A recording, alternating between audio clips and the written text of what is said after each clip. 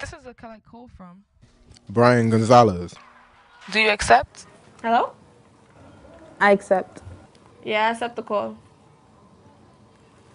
Hey, Pa. Hey, Dad. Father, I miss you. I don't know where to start.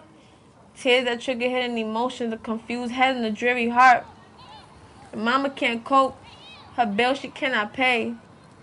So she consumes herself in alcohol and I hide and fear each day. It's true. I dwelled in a selfish space.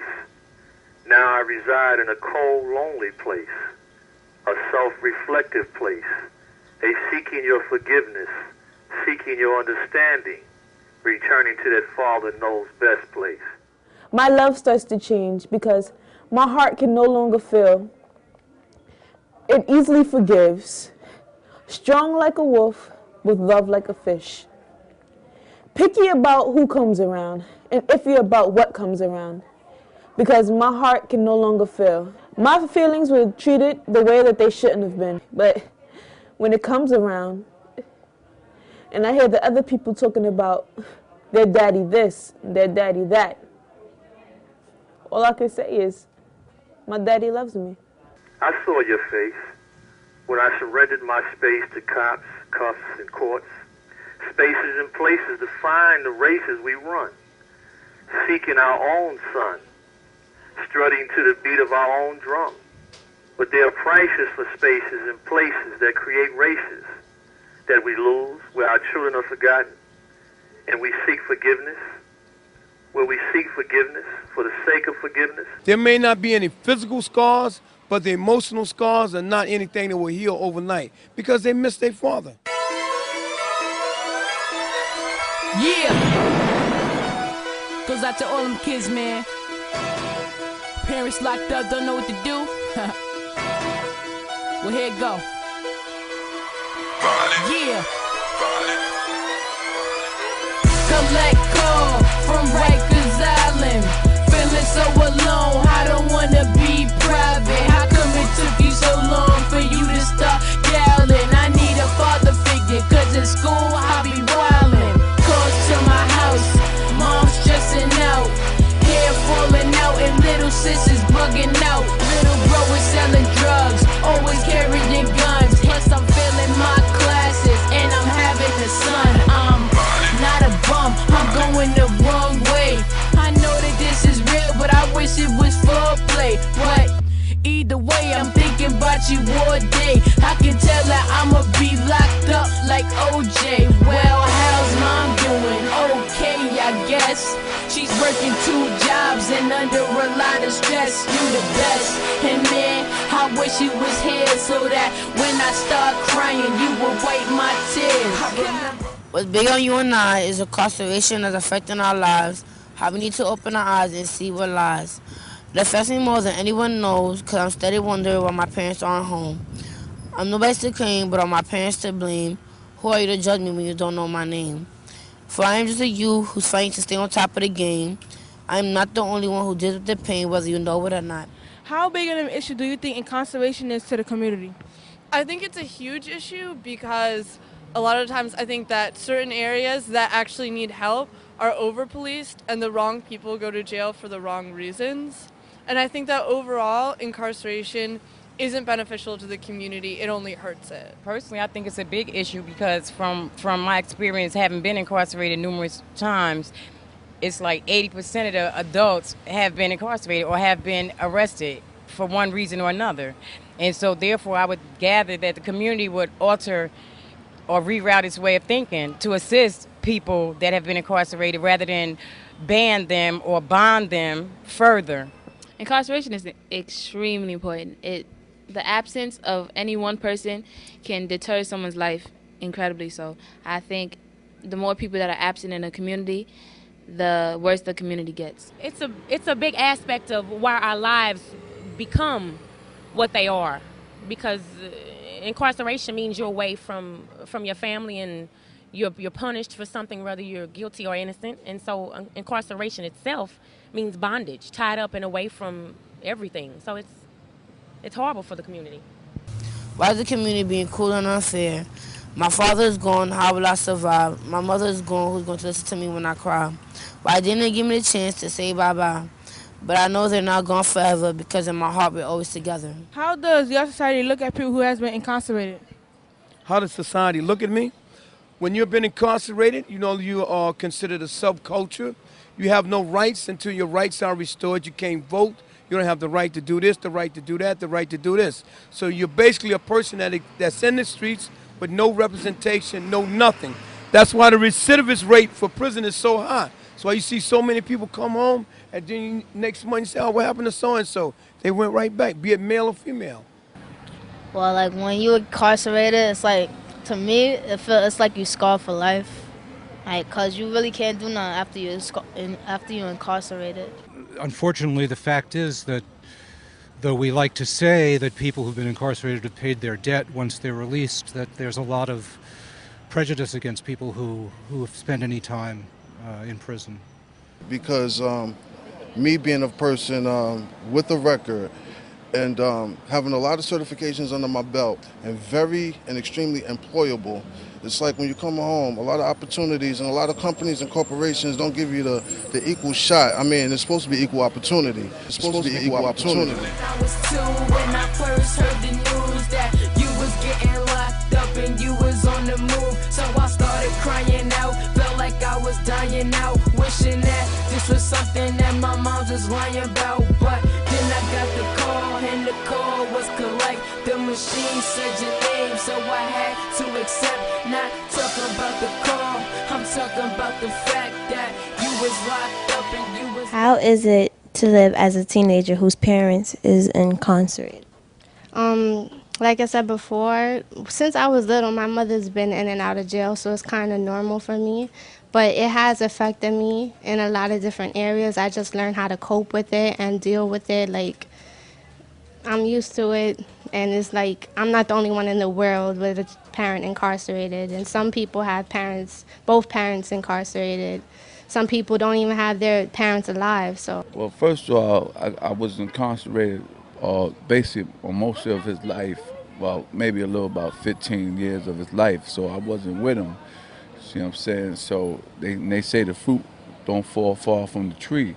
Though I did everything that I could, that not to let him see him or whatever my life did not affect him, but in some ways did. My absence did affect him to a certain degree. I don't think I had any feelings towards it, being that he got incarcerated when I was 3 months old. I felt it more when he came home. Once he came home, I had to get used to him. Like, I wasn't used to him at all. And I was like 9 years old, 8, 9 years old. So getting used to him and having to build a relationship with someone that you didn't really know was difficult, even though I knew who he was. No one, because I have trust issues, and that's mainly why I act the way I do, because I don't have no one that I could trust that could, give me good advice like that. You say act the way you do. What do you mean? Fighting a lot, having attitude problems, because I always have a lot on my mind, because I don't have no one I could trust, that I could talk to, that I could express my feelings to. Me and my sister just pretty much being on our own, so to say, being taken care, going from house to house, from relatives, because, my father was doing 40 years, my mother was doing 9.5 years. So that is so difficult. You're not stable. You're constantly, moving around from place to place. So that's definitely one of the hardships. Them not being there to actually be there, like when my sister was diagnosed with cancer, I was pretty much her caretaker. My parents weren't there. It was just me and her taking care of each other. So that was one of the hardest things to deal with, but we got through it. Do you think that there should be programs for incarcerated parents? Yes, I think there should be programs directed towards rebonding of parents and children. Because as a parent myself of a 22-year-old who has gone through bouts of drug addiction, incarceration, and so on and so forth with me, he has feelings about that. For instance, there should be maybe programs that in some way help them cope with their parents being in prison. Truces 147 partnered with the Osborne Association to shed light on children of incarcerated parents to inform them they have a place to go for support. I recently got into a program called the Osborne Association that helps children with incarcerated parents. And I was living with my aunt when I first heard about this because She called the Osborne Association. They had mailed us a paper, and that's how I got in contact with my mother. I haven't seen her since I was 7, and on my 17th birthday, she sent me a letter, my first letter from her, and that was the best gift How ever. does the Osborne Association help you? Osborne Association helps me by keeping in contact with my father. They take us out on trips. Created a program, YAB, which is Youth Ambassador, which I'm currently attending. In 2007, there were 1.7 million children in America with a parent in prison, more than 70% of whom were children of color. In most states, a pregnant woman with a state prison term outlasting the term of her pregnancy can expect to lose her child almost immediately after delivery. And having been where I've been, they're definitely not giving you anything. What they do is make it more difficult for you because, see, they want to make room for you. The system always has room for you. They always want to make a bed for you because they make money off of us. Anytime we get incarcerated, every 5 different people get paid. You know, so it's a business. I would want my young people to know that there's nothing more precious than freedom, because with freedom, your destiny can be revealed. When you're locked up, you are the state's property. You have to answer to the state. You have to do what the state says. Choose freedom, choose life. Don't go into the belly of the beast. Don't make other people rich by being incarcerated. You can do more for your community with your family living free than you can ever do locked up. Need a father figure, cause in school I be wildin'. Calls to my house, mom's stressing out. Hair falling out and little sis is bugging out. Little bro is selling drugs, always carrying guns. Plus I'm failing my classes and I'm having a son. I'm not a bum, I'm going the wrong way. I know that this is real, but I wish it was foreplay. But either way, I'm thinking about you all day. I can tell that I'ma be locked up like OJ. Well, how's mom doing? Okay, I guess. She's working 2 jobs and under a lot of stress. You the best. And man, I wish you was here so that when... How has the issue of incarceration affected our youth now, in your opinion, and how it'll affect the youth of the future? Well, the goal of our organization at Children of Promise NYC is to break the cycle of intergenerational incarceration. So I think definitely for the future, if we all work together towards working towards breaking that cycle, that it'll definitely make a difference for the future. Prevention, okay? Because we have a phrase that prodigal sons and daughters have coined. It's called, everyone says re-entry, we call it pre-entry, because it starts before someone gets incarcerated. You know, the mindset of the individual, the trials and tribulation, the financial hardship, the humiliation, it starts before you get incarcerated. How are you personally fighting incarceration? Well, personally fighting incarceration by virtue of the fact that you don't participate in the recidivism rate. We are the first nationally recognized group of formerly incarcerated people to sit with and present to a sitting president.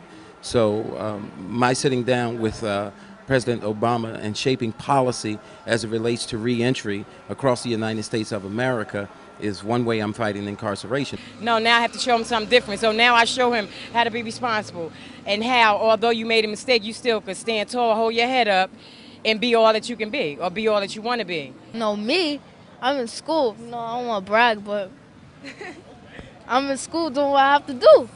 We want our young people to know that education is the way. I have a great education. I went to Howard University. I went to Columbia Teachers College. I went to the Ackerman Institute for Family Therapy. I'm working on my doctorate as we speak at New York Theological Seminary. You can learn for the rest of your life. If you get learning in your mind, nobody could ever take it away from you. Be armed and dangerous. Dangerous with ideas, dangerous with your thoughts in the sense of what you want to do against those who don't want you to do. You can do all things because the power is in you. Education is the liberation that we seek in this time and in this place.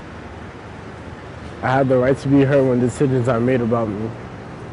I have a right to speak with, see, and touch my parents. I have the right to keep a lifelong relationship with my parents. I have the right to support as I face my parents' incarceration.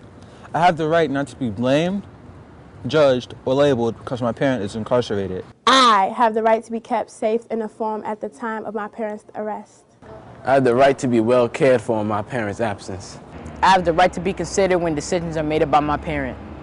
I was 2 when I first heard the news that you was getting locked up and you was on the move. So I started crying out, felt like I was dying out, wishing that this was something that my mom was lying about. But then I got the call and the call was collect. The machine said your name, so I had to accept. Not talking about the call, I'm talking about the fact that you was locked up and you was never coming back. So now I'm feeling stuck and I'm feeling so confused, cause now that you're gone I don't know what to do.